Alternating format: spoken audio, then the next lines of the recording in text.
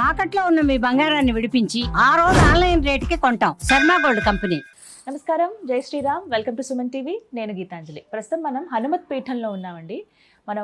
ఇవాళ మనం ఎన్నో అమూల్యమైన విషయాలు హనుమంతుల వారి గురించి తెలుసుకోబోతున్నామని చెప్తాను. విశేషంగా మనకి వివరించేందుకు ప్రస్తుతం మనతో పాటు ఉన్నారు గురువుగారు ఘంటసాల సత్యసాయి స్వామి. వారు ఎంతో విశేషంగా ఎన్నో ఏళ్లుగా ఆ హనుమంతుల వారి ఆరాధనలో సేవలో తరిస్తూ ఉన్నారు. ఇంట్లోనే పీఠం ఉంది. ఇప్పుడు మీకు స్వామిని కూడా చూపిస్తాను చూడండి. ఎంత ముద్దుగా, ఎంత చక్కగా అలంకరించుకుని వడమాలలతోటి స్వామి ఎంత అందంగా ఉన్నారో. ఇలా ఇంట్లోనే నిత్యం పూజలు చేస్తూ ఉంటారు సత్యసాయి స్వామి వారు. మరి వారితో మాట్లాడి హనుమంతుల వారి గురించి తెలుసుకుందాం. గురుగారు నమస్కారం అండి. నమస్కారం. జై శ్రీరామ్. జై శ్రీరామ్. హనుమాన్ చాలీసా ఎన్నో సమస్యలకు పరిష్కారాన్ని అందిస్తుంది అని చెప్తారు. స్వామివారు అలా వచ్చి కూర్చుని మన సమస్యలన్నీ ఇట్టే తీసేస్తారని కూడా చెప్తారు హనుమంతుల వారి గురించి, హనుమాన్ చాలీసా గురించి. మరి ఎటువంటి సమస్యలకి ప్రధానంగా ఎలా పఠించాలి అనేది కూడా ఒక పెద్ద ప్రశ్న చాలామంది అడుగుతూ ఉన్నారు. ముందుగా ప్రేక్షకులు అడిగే ఒక్కొక్క ప్రశ్న మేము ముందు ఉంచుతాను. ఎలా చదవాలో, ఏ శ్లోకం చదివితే మంచిదో తెలియచేయండి. ముందుగా చాలామంది ఏంటంటే వివాహానికి సంబంధించి అడుగుతూ ఉంటారు. నేను వివాహానికి ఒకటే చెప్తానమ్మా, హనుమాన్ చాలీసా చదవండి. ఏమిటంటే బ్రహ్మచారికి మీరు హనుమాన్ చాలీసా చెప్తారు, ఇదొక ప్రశ్న. చెప్తా. దీనికి చెప్తాను ఏంటంటే, మీకు హనుమత్ ప్రవర్ ఉంది.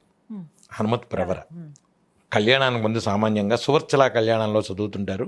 నేను సామాన్యంగా రోజు ఈయనకి చదువుతా. ప్రవర ఆయనది కౌండిన్స గోత్రం. ఆయనకి ఏంటంటే ప్రవర్లో చతుస్సాగర పర్యంతం గోబ్రాహ్మణేభ్య శుభం భవతు వాసిష్ఠమైత్రావరణ కౌండిన్యత్రయా ఋషయ ప్రవరాన్విత కౌండిన్స గోత్రోద్భవాయ హేమగర్భ శర్మణ నప్త్రే. ముత్తాత గారు చతుస్సాగర పర్యంతం గోబ్రాహ్మణేభ్య శుభం భవతు వాసిష్ఠమైత్రావరణ కౌండిన్యత్రయా ఋషయ ప్రవరాన్విత కౌండిన్స గోత్రోద్భవాయ హేమగర్భ శర్మణ నప్త్రే పింగాక్ష శర్మణ పౌత్రాయ చతుస్సాగర పర్యంతం గోబ్రాహ్మణేభ్య శుభం భవతు వాసిష్ఠమైత్రావరణ కౌండిన్యత్రయా ఋషయ ప్రవరాన్విత కౌండిన్య గోత్రోద్భవాయ హేమగర్భ శర్మణ నప్త్రే పింగాక్ష శర్మణ పౌత్రాయ కేసరీ శర్మ పుత్రాయ. హే దేవదేవోత్తమ దేవతా సార్వభౌమ. నేను ఎందుకు చదువుతున్నానంటే మీకు దాంట్లో వస్తుంది. హే దేవదేవోత్తమ దేవతా సార్వభౌమ అఖిల అండకోటి బ్రహ్మాండ నాయిక పురాణ పురుష ఆది మధ్యాంతరహిత చతుస్సాగర పర్యంతం గోబ్రాహ్మణేభ్య శుభం భవతు వాసిష్ఠమైత్రావరణ కౌండిన్యత్రయా ఋషయ ప్రవరాన్విత కౌండిన్య గోత్రోద్భవాయ చతుర్దశ భువనాధీశ్వరాయ అఖిల అండకోటి బ్రహ్మాండ నాయికాయ అంజనాగర్భ సంభూతాయ కపికుల పావనాయ త్రయస్త్రింశతకోటి దేవతా స్వరూపాయ సాక్షాత్ శివస్వరూపాయ. అమ్మ నేను రాసింది కాదు ఇది, ప్రవర పరాశర సంహితలో ఉన్న సాక్షాత్ శివస్వరూపాయ. శివుడు, రాముడు, ఆంజనేయుడు ఒకటే, అందరి రూపం ఆయనదే. సో మీకు భద్రాచలం వెళ్ళండి, నిద్ర చేయండి. మీకు అందరికీ భద్రాచలం కుదరట్లేదు, కళ్యాణం చేయించండి. లేదంటే దగ్గరున్న రామాలయంకి వెళ్ళి నిద్రపోండి. ఒంటిమెట్టు ఉంది, అటుపక్క ఒంటిమెట్టు ఉంది, భద్రాచలం ఉంది, రాముల వారి దగ్గరికి వెళ్ళండి, నిద్ర చేయండి. ఆంజనేయ స్వామిని కొలవండి, కళ్యాణం అవుతుంది. ఇది నిజం, ఇది సత్యం. పిల్లలు లేరు, చెయ్యండి, హనుమాన్ చాలీస చేయండి, ఇస్తాడు ఆయన. అష్టసిద్ధి నవనిధికే దాత. అష్టసిద్ధుల్లో అణిమాసిద్ధి, గరిమాసిద్ధి, చిన్నవాడు పెద్దవాడు చిన్నవాడు లావువాడు అన్ని సిద్ధులు స్వామివారికి ఉన్నాయి. వాటిల్లో ఇంత ఇచ్చినా చాలమ్మా మన జీవితానికి, మానవ జన్మకి ఎక్కువ. మనకి ఎక్కువ తోకలో ఒక ఈకలో ఇంత చివరిది ఆయన మనకి ఇచ్చినా చాలు. మన జీవితానికి సరిపోయే సుఖం మనకి ఇచ్చాడు స్వామివారు. ఇది అర్థం చేసుకోలేం. ఇంకోటి విషయం, అసలు బ్రహ్మతత్వాన్ని అర్థం చేసుకోవడానికి మన జీవితాలు సరిపోవు, మనకు లేదు. ఋషులు మునులే మనకి చాలా ఉన్నాయని చెప్పారు. ఎవరికీ లేని అద్భుతమైన మూలమంత్రం 33 అక్షరాలు ఆంజనేయ స్వామికి ఉంది. 33 అక్షరాలు, ద్వాదశాక్షరం 31, 32, 33. ఈ మనం వీటిని పఠించే శక్తి కానీ చదివే శక్తులు కానీ మనకి లేవు. భగవంతుడు ఏం చేశాడు? అసలు భగవంతుడి గురించి నీకు ఏం తెలుసు? మనం ఈ అన్నీ ఇచ్చి అపార్ట్మెంట్లు ఇచ్చి కోట్లు ఇచ్చిన తండ్రి తల్లులనే నువ్వే ఇచ్చావనే రోజుల్లో, కొడుకులు ఉన్న రోజుల్లో భగవంతుడిని నువ్వు నాకు ఇచ్చావు, ఏమి ఇచ్చావు? నాకేం ఇవ్వట్లేదండి దేవుడు. ఆయనకి పని ఆయన ఇస్తామని రాసి పెట్టాడు ఆయన. నువ్వు దిగంగానే రారా వెంకటేశ్వరరావు, రావే రామారావు, నేను నీకు ఇస్తాను రానా ఏమన్నా ఆంజనేయ స్వామి రాశాడా? ఇవ్వడు. మీకు అనారోగ్యాలు ఉన్నాయి, నా సేరోగ హరే సపపీర, సంపుటీకరణ చెయ్యండి. నేను ఇందాక చెప్పా, సంపుటీకరణ చెయ్యండి. ఎన్నిసార్లు వీలైతే అన్నిసార్లు చదవండి. మీ రోగం మూలం నుంచి పోతుంది, మూలాల నుంచి తీస్తాడు ఆంజనేయ స్వామి. సింధూరం పూజ చేయించండి. ఆడవాళ్ళ సింధూరం ముట్టుకోకండి, మగవాళ్ళ చేతి చేయించండి. సింధూరం బొట్టు పెట్టుకుని బయటికి వెళ్ళండి. బుద్ధిర్బలం యశోధైర్యం నిర్భయత్వం అరోగతాం అజాడ్యం వాక్పడుత్వంచ హనుమత్ స్మరణాత్ ఆయన్ని తలుచుకుంటేనే ఇవన్నీ వచ్చేస్తున్నాయని చెప్తున్నారు మీకు. ఇవన్నీ తలుచుకుంటే చాలమ్మా. బుద్ధి, బలం, యశస్సు, ధైర్యం, మీ వాక్కు శుద్ధి అన్నీ వస్తాయి. ఏమండి, పిల్లలకి ఏం కావాలి? జ్ఞానానందమయం దేవం నిర్మల స్ఫటికాకృతం ఆధారం సర్వ విద్యానాం హయగ్రీవ ఉపాస్మహే. పిల్లలకి వెళ్లే ముందు మళ్ళా చెప్తున్నా పిల్లల్ని, పొద్దున్నే ఒకసారి తల్లి పిల్లాడికి తలకాయ దువ్వుతానో టై కడుతూనో ఇది చదివించండి, వాడి చేత నేర్పండి. పక్కన ఉన్న గుడికిళ్ళి ఒక్కసారి ఆంజనేయస్వామికి తిరిగి రారా అని చెప్పండి. తల్లిదండ్రులు నేర్పండి. తల్లిదండ్రులదే తప్పు. పిల్లలకి దైవత్వం రావట్లేదంటే తల్లిదండ్రులదే తప్పు. చక్క ఒక ముద్ద పెడుతూ వాడికి ఎరా నాన్న శ్రీరామ రామ రామేతి ఆపదామపహర్. మీరు కారులో బయలుదేరేటప్పుడు ఆపదామపహర్తారం ధాతారం సర్వసంపదాం లోకాభిరామం శ్రీరామం చదువుకోండి. మీరు కారులో బయలుదేరుతున్నారు, ఎక్కడన్నా యాత్రకు వెళ్తున్నారు, చదువుకోండి ఆపదామపహర్తారం. ఇటువంటి ఆపదలు రావు. మళ్ళా చెప్తున్నా, ఆంజనేయ స్వామి, రాముడు, శివుడు ఇవన్నీ ఒకటే. మీకు చాలా గుళ్ళల్లో మీరు అభిషేకం చేస్తుంటే మన్యసూక్తం చదవరు చాలామంది. రుద్రం నమ్మకం చమకం చేస్తూ ఆంజనేయ స్వామికి అభిషేకం చేస్తారు, తప్పులేదు. ఆంజనేయ స్వామి రూపమే శివుడు, శివుడు రూపమే ఆంజనేయ స్వామి. మన్యసూక్తం మీకు రాలేదు, రుద్రం నమ్మకం చెమేయండి. ఏమండి, నాకు మన్యసూక్తం వచ్చి రుద్రం నమ్మకం చమకం రాదు, పర్లేదు, వేస్తే మన్యో చేయండి, తప్పులేదు. ఎంతమందికి ఆర్థిక ఇబ్బందులు ఉంటాయండి, అలాంటి అందులో మీకు అష్టసిద్ధి చేయండి అమ్మ. సింధూరంతో అష్టసిద్ధులు చేసుకోండి. అష్టసిద్ధులు చేస్తే మీకు ఏమన్నా డబ్బులు ఇవ్వాలి, డబ్బులు రావట్లేదు స్వామి, ఏం చేయాలి అంటే ఒక్కటి చెప్తాను మీకు నేను. ఇది చదవంగానే రాలేదండి, ఏం చేయాలండి అంటే కూడా నేను చెప్తాను. నేను చెప్పంగానే మీరు చేసామంటే రాలేదు మాకు, మీ కర్మలు కొన్ని ఉంటాయి, దీని తీవ్రత ఉంటుంది. అప్పుడు పక్కన ఉన్న ఎవరన్నా మీరు మళ్ళా చెప్తున్నాను, ఉపాసన పరులను కలవండి. గుళ్ళల్లో పూజారి దగ్గరికి వెళ్తే నీకు ఈ జపం చేస్తా ఆ జపం చేస్తానంటే నమ్మద్దు. ఉపాసన పరుల దగ్గరికి వెళ్తే వాళ్ళు ఏదైనా ఒక నీ అనుభవానికి మీకు సరిపడా మంత్రం ఇస్తారు. మంత్రానుష్ఠానంతో కొన్ని సమస్యలు తొలుగుతాయి. మీకు ఏ మంత్రం ఇస్తే ఏం జరుగుతుంది, ఏమవుతుంది అనేది ఆ ఉపాసన పరులు చెప్తారు. దగ్గరున్న ఉపాసన పరుల దగ్గరికి వెళ్ళండి. లక్ష్మీనరసింహస్వామి ఉపాసన పరులు ఉంటారు, ఆంజనేయ స్వామి ఉపాసన పరులు ఉంటారు, దగ్గరలో ఉంటారు. వెళ్ళండి, ఆయనతో కూర్చోండి కాసేపు, ఆయన మాట్లాడతారు మీతో. ఎవరైనా ఉపాసన పరులు ఎవడు నుంచి నా దగ్గరికి రావద్దండి, ఎవరు ఉపాసన పరుల దగ్గరికి వెళ్ళండి, కూర్చోండి, వాళ్ళతో మాట్లాడండి. దైవత్వాన్ని గురించి తెలుసుకోండి, తత్వాన్ని గురించి తెలుసుకోండి. ఆంజనేయ స్వామి తత్వం, మీరు నమ్ముకున్న దేవుడి యొక్క తత్వం తెలుసుకొని బ్రహ్మ పదార్థం ఒకటి. ఇంకో ఉదాహరణ చెప్తాను మీకు.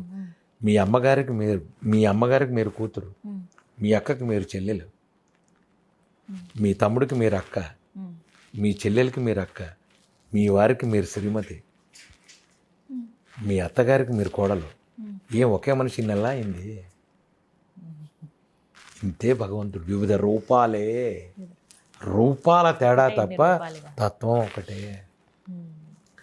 ఆ కాలానికి, ఆ యోగానికి, ఆ టైంకి స్వామివారు అలా ఆవిర్భవించి అప్పటి కాలమాన పరిస్థితుల్లో, అక్కడ పరిస్థితుల్లో అవన్నీ చేసింది తప్ప. చాలామంది మనల్ని హ్యాండిల్ చేస్తుంటారు, మీ హిందువుల్లో ఇన్ని దేవుళ్ళు ఎందుకున్నారు, వాడికి చెప్పండి ఆ విషయం. నీకు అర్థం కావట్లేదు, ఇది పరిస్థితి. ఒకటే మనిషి, నీ పిల్లాడికి మరి వాళ్ళు అక్క అని పిలుస్తున్నారు. ఇదే గీతాంజలిని అక్క అని ఎందుకు పిలుస్తున్నావు? ఇంకోటి చెల్లి అని పిలుస్తాడు. అమ్మ గీత అని మీ నాన్నగారు అమ్మగారు పిలుస్తారు, మీ వారు మిమ్మల్ని శ్రీమతి అని పిలుస్తారు, అమ్మాయి అని మీకు అత్తగారు పిలుస్తారు, మీ అమ్మగారు పక్కన ఉన్న ఎవరో స్నేహితులు ఉసే గీత అంటారు. మరి ఏంటండి, ఒకటే మనిషి. అక్క తమ్ముడు చెల్లెలు ఎందుకు అవుతున్నాయి? ఒకటే మనిషి కదా. ఇదే బ్రహ్మతత్వం, ఇంతకంటే లేదు. ఉదాహరణకి సింపుల్గా చెప్పాను మీకు నేను ఈ విషయం. బ్రహ్మతత్వాన్ని మనం అర్థం చేసుకోవడంలో ఉంటుంది. మీరు ఇవేం వద్దండి, నాకు రూపం వద్దు, అక్కర్లేదు, దీపం పెట్టండి, దీపానికి చేయండి పూజ. చాలా చాలా చాలా పూజలకి ఒక్క దీపం పెట్టి పూజ చేస్తారు. ఒక్క దీపానికే నిజం. పంచదీపాలు పెడితే సాక్షాత్ లక్ష్మీదేవి అది. దాన్ని ఆవాహిస్తారు. దాంట్లోకి కొన్ని పూజాక్రమాలు ఉంటాయి. అవునండి. పూజాక్రమాలు ఉన్నాయి కొన్ని. అవన్నీ మనం అర్థం చేసుకునేప్పుడు బ్రహ్మాండం అది. భగవంతత్వం గురించి మాట్లాడాలంటే ఎన్ని రోజులు సరిపో మనకి. ఏదో ఊరికనే మనం మాట్లాడేసి ఒక అరగంట, పావుగంట, గంట, 2 గంటల ఉపన్యాసం చెప్పంగానే తత్వం చాలా గొప్పది, తత్వం చాలా పెద్దది. స్వామికి వడమాల ఎందుకు వేస్తారు? విశేషం ఏమిటండి అసలు ఆంజనేయుల వారికి? స్వామివారికి వడమాలంటే ఇష్టమని సీతాదేవి చెప్పింది, వడలంటే ఇష్టమని. శనివారం నాడు, మంగళవారం కూడా శనివారం నాడు ఎందుకు పూజ చేస్తామంటే శనివారం నాడు స్వామివారి పుట్టినరోజు. వైశాఖ మాసే కృష్ణాయాం దశమ్యాం మందవాసరే పూర్వాభాద్రా ప్రభూతాయ మంగళంత్రి హనుమతి. అది స్వామివారు. మంగళవారం నాడు అమ్మవారు అంగుళీకి ఇచ్చిన రోజు. సో ఈ రెండింటినీ పెట్టుకుని మీకు చూడటంలో రూపంలో మంగళవారమే ఎందుకు అంటారు. మా ఇంట్లో రోజు వేస్తాం. మంగళవారం ఎందుకు చేయలేం, శనివారం ఎందుకు చేయాలి, వెంకటేశ్వర స్వామికి శనివారం. మనం ఏంటంటే వాళ్ళ ఆచారాలను పెట్టి రోజుకో దేవుణ్ణి మనం డివైడ్ చేసుకున్నాం. ఆదివారం సూర్యనారాయణ స్వామి, సోమవారం శివుడు, మంగళవారం ఇంకోటి, బుధవారం అయ్యప్ప విఘ్నేశ్వరుడు, గురువారం సాయిబాబా, శుక్రవారం అమ్మవారు, శనివారం వెంకటేశ్వర. ఎప్పుడు మీరెవర్రా, అన్నీ ఒకటే. అది ఎప్పుడైనా చేయొచ్చు. నేను వెంకటేశ్వర గుడికి వెళ్ళి నేను మర్కటేశ మహోత్సాహాన్ని చదువుతా కూర్చుని. నాకు వెంకటేశ్వరంలో ఆంజనేయ స్వామి కనబడతాడు. ఈ జ్ఞానం రావాలి అంటారు. ఈ తత్వం అలవరుచుకోండి. వెంటనే అక్కడికి వెళ్ళి శ్రీకాంతాయ కళ్యాణానిది అంటే అప్పుడు ఆంజనేయ స్వామి అయ్యాడు నీకు. అక్కడ కూడా ఆంజనేయ స్వామి ఉన్నాడు. ఎక్కడికి వెళ్ళినా మీకు ఆంజనేయ స్వామి ఉంటాడు. ఇంకో విషయం చెప్తున్నాను నేను మీకు. నా దేవుడు అని నేను చెప్పట్లేదు, నేను కొలిచే దేవుడు అని నేను చెప్పట్లేదు, కానీ మీకు ఒక్క విషయం చెప్తా. ఎక్కడికి వెళ్ళినా సరే మీ ఆంజనేయ స్వామి నా ఆంజనేయ స్వామి నాతో ఉంటాడు. ఊరు దాటి ఇంకో ఊరు వెళ్తున్నామంటే కనిపించేది ముందుగా. మొన్న నేను కేసరగుట్ట వెళ్తే ఎన్ని కోతులమ్మ నాకు అసలు. రూపాల్లో ఎన్ని కోతులు ఉంటాయి అసలు. నేను చక్కగా అరటిపళ్ళు తీసుకెళ్తే ఒక గెల ఒకటి తీసుకుని మిగతా గెలలు అన్నీ అది పంచుతోంది అందరికి. మిగతావి ఈ గెల తీసుకునేది మిగతా అన్నీ ఒకటి పంచుతుంది. ఆహా అనుకుని ఇంతలో జామకాయ ఇస్తే చక్కగా తీసుకుని ఇలా తింటూ కారులు ఎక్కి ఇలా అన్నాయి అవి. చాలు.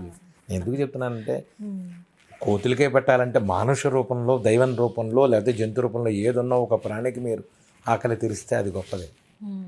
దాన్ని పక్కన పెడితే ఎందుకు చెప్తున్నానంటే ఎక్కడికి వెళ్ళినా ఏ దేవుళ్ళు అయినా మీరు నమ్ముకున్న దేవుడి రూపాన్ని చూడగలిగే జ్ఞానం ఏ రోజైతే మీకు వచ్చిందో ఆ రోజు పూర్తిగా మీ జీవితంలో మీ కర్మలు తొలగినట్టే. తమలపాకులు ఎందుకు అంత ఇష్టం స్వామికి అంటే? తమలపాకుల్లో మీకు మధ్యలో ఒక కాడ ఉంటుంది. కాడ తీసేసి స్వామివారికి నైవేద్యం పెడితే స్వామివారికి తమలపాకు అంటే ఎందుకంటే ఆయన తిరుగుతుంటాడు. ఆకుల్లో, అరిటాకుల్లో, తమలపాకుల్లో తిరుగుతుంటాడు ఆయన. స్వామివారి తమలపాకులు చాలా ఇష్టం. అందుకు తమలపాకులు ఇచ్చి పెట్టేది ఆయనకి. ఇంకోటి చెప్తున్నా, మీరు తమలపాకు అనగానే, తాంబూలం అనగానే ఒక తమలపాకులు, ఒక్కలు, అరటిపళ్ళు ఇవన్నీ పెడుతుంటారు. మీరు లలితా సహస్రంలో అమ్మవారికి మీరు సామాన్యంగా లలితా ఉపాసకులు చేస్తుంటారు. తమలపాకు చుట్టి లవంగం పెట్టి అమ్మవారికి తాంబూలం పెడతారు. అదే నైవేద్యం. ఇది యాక్చువల్గా తాంబూలం. అది ఇన్ని పెట్టిన తర్వాత జీర్ణశక్తికి తాంబూలం చాలా మంచిది. మీకైనా తింటే మంచిది, స్వామివారికైనా తింటే. ఇది అరటి, మీకు ఇంకా బాగా అరటి తోటలు ఉన్నాయి. మీకు అరటి తోటల్లో తొందరగా అనుగ్రహిస్తాడు. అరటి తోటలో హనుమాన్ చాలీసా చేసేయండి. మీరు ఎవరికైనా చెప్తున్నా, మహా చిట్కా ఇది. మీకు ఏదన్నా ప్రాబ్లమ్స్ ఉన్నాయి తొందరగా తీరాలి, రంభావనంలో మీరు వెళ్ళి అరటి చెట్ల దాంట్లో చేసేయండి. అరటి తోటలో కూర్చొని ఒక టేబుల్ వేసుకోండి, దాంట్లో విగ్రహం పెట్టండి స్వామివారిని. అక్కడికి పులిహార, రవకేసరి, దద్దోజనం, వడమాల, అప్పాలమాల తీసుకెళ్ళిపోండి. అక్కడ హనుమాన్ చాలీసా చేసేయండి. మీకు తొందరగా టక్కన వస్తాడు స్వామి. ఆయన రంభావన విహారుడు. అరటి చెట్లు చాలా ఇష్టం ఆయనకి. అరటి పళ్ళు ఇష్టం, అరటి ఇష్టం స్వామివారికి. పెట్టేసేయండి, మీకు తొందరగా వీలవుతుంది. చాలా చక్కగా వివరించారు. ధన్యవాదాలు. శుభం.